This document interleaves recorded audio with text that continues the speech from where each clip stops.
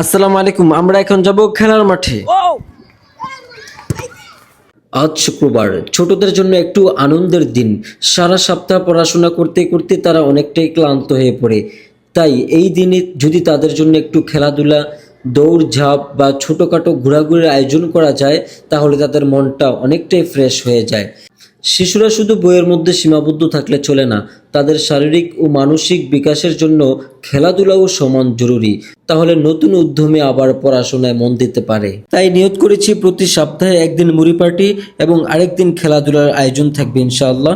এর মাধ্যমে বাচ্চাদের মন যেমন খুশি থাকবে, তেমন তাদের মাঝে ভ্রাতৃত্ব, ভালোবাসা ও একসাথে থাকার সুন্দর পরিবেশ গড়ে উঠবে।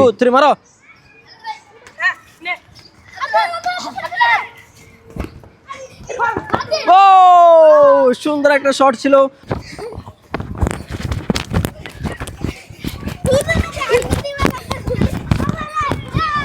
ও আরো পিছা এতজন গলি।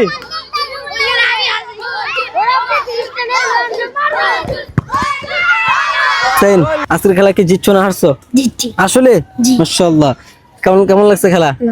জিতছো না হারছো? আসলে তুমি সবাই জিতছে, হারছে কে? ও হাসছে। তোমরা কি সব নাজারা? ও আচ্ছা, এই জন্য তোমাদের সাথে বসতেও দাও না এদেরকে। এটা কিছুই হলো, তোমরা ছোট হয়ে জিতলা কিভাবে?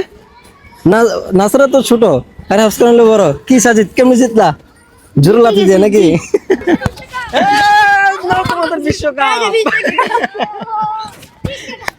আলহামদুলিল্লাহ, আমাদের খেলা শেষ।